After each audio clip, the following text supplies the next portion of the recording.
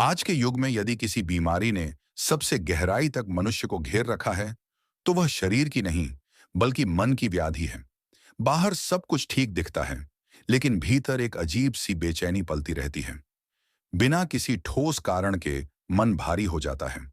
छोटी छोटी बातों पर चिड़चिड़ापन, दिल में अकारण डर, भविष्य की चिंता, बीते कल का पछतावा और यह एहसास कि सब कुछ होते हुए भी कुछ अधूरा सा है।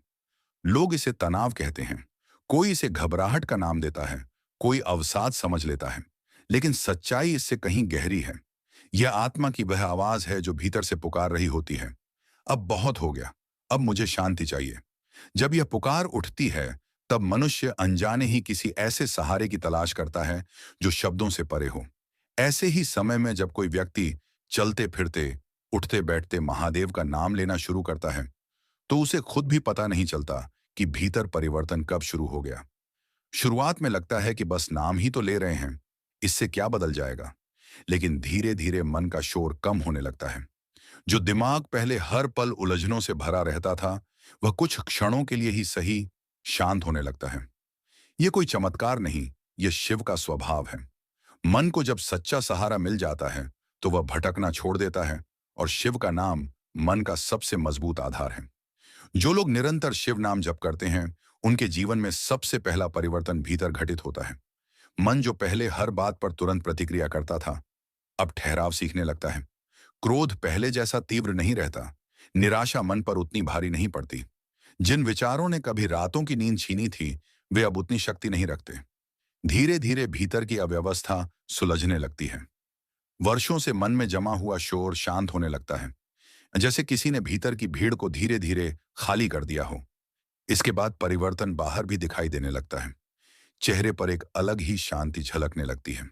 यह किसी कल्पना का परिणाम नहीं है। जब मन शांत होता है, तो शरीर भी उसका अनुसरण करता है। सांस सहज और गहरी होने लगती है। चेहरे की कठोरता ढीली पड़ जाती है। आंखों में एक स्वाभाविक चमक लौट आती है। लोग पूछने लगते हैं, क्या बदल गया है? क्या खास कर रहे हो? लेकिन सच्चाई यह होती है कि असली परिवर्तन किसी बाहरी उपाय से नहीं, बल्कि भीतर बसे शिव तत्व से आता है।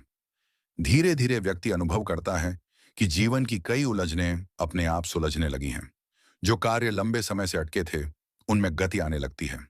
सही लोग जीवन में आने लगते हैं, और गलत संगत बिना संघर्ष के छूटने लगती है। शिव नाम जप भीतर एक ऐसी ऊर्जा पैदा करता है जो जीवन को सही दिशा में बहने लगती है। अवसर पहले भी थे, लेकिन अशांत मन उन्हें देख नहीं पाता था। जब मन शिव में टिकता है, तब वही अवसर स्पष्ट दिखने लगते हैं। शिव नाम का एक गहरा प्रभाव यह भी होता है कि नकारात्मकता धीरे धीरे जीवन से बाहर होने लगती है। शिकायतों में डूबे लोग, भय फैलाने वाली बातें, निरर्थक विवाद, इन सब में मन की रुचि कम होने लगती है। यह किसी से लड़कर नहीं होता, बस दूरी अपने आप बन जाती है। मन अब उन चीजों में ऊर्जा नहीं लगाता जो उसे नीचे खींचती हैं। यह सब शिव की कृपा से सहज रूप से घटित होता है। इसके साथ ही नींद में सुधार आने लगता है। विचारों का अतिरेक कम होने लगता है। सांस की लय शांत हो जाती है, और जब सांस शिव नाम से जुड़ती है, तो नींद भी गहरी होने लगती है। कई लोग आश्चर्य से कहते हैं कि हमने कुछ अलग नहीं किया, बस नाम जप शुरू किया और नींद सुधर गई। क्योंकि चिंता नींद की सबसे बड़ी शत्रु है, और शिव का नाम चिंता की जड़ को ही शांत कर देता है। जैसे जैसे नाम जप गहराता है, वैसे वैसे व्यक्ति की अंतर्दृष्टि बढ़ने लगती है।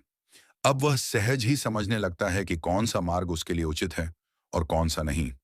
किन बातों में ऊर्जा लगानी है और किन से दूरी बनानी है। यह कोई जादू नहीं, ये भीतर की सफाई का परिणाम है।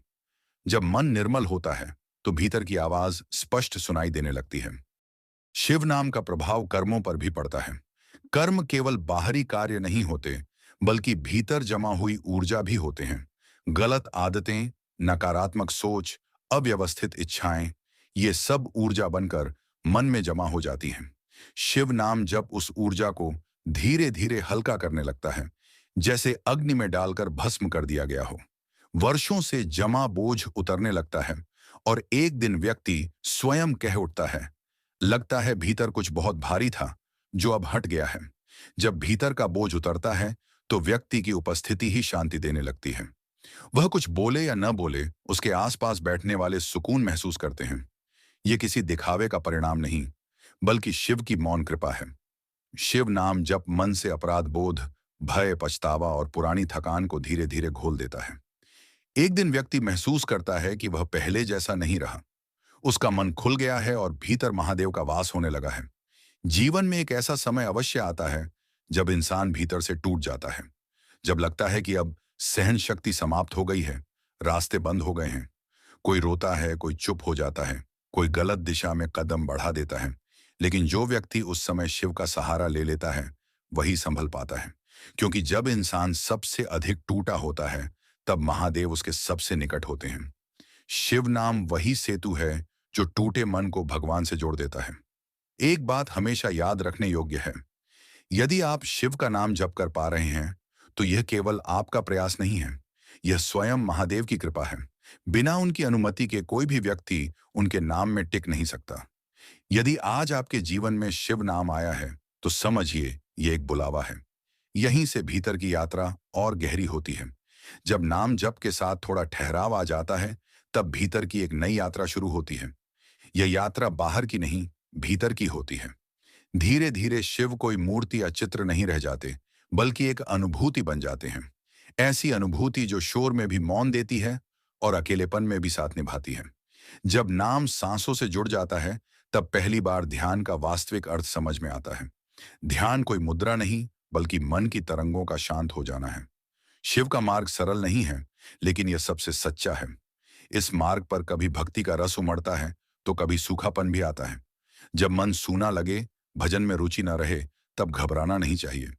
यही वह समय होता है जब साधना की परीक्षा होती है। उस समय नाम जप को और दृढ़ता से पकड़ना चाहिए, बिना किसी अपेक्षा के। शिव के मार्ग पर चलने वाले को दिखावे से बचना चाहिए। बाहरी प्रतीक तब तक सार्थक हैं जब तक भीतर विनम्रता है। शिव भाव देखते हैं, प्रदर्शन नहीं। सच्चा भक्त वही है जो स्वयं को छोटा मानता है और हर दिन और अधिक झुकना सीखता है। अंत में बस इतना समझ लीजिए, शिव का नाम जप कोई साधारण अभ्यास नहीं है। यह आत्मा की गहराइयों से उठी पुकार है। यदि आज यह नाम आपके जीवन में आया है, तो इसे साधारण मत समझिए। अभी से, इसी क्षण, अपने सांसों के साथ शिव का नाम जोड़ लीजिए। यही सबसे बड़ा वरदान है। हर हर महादेव।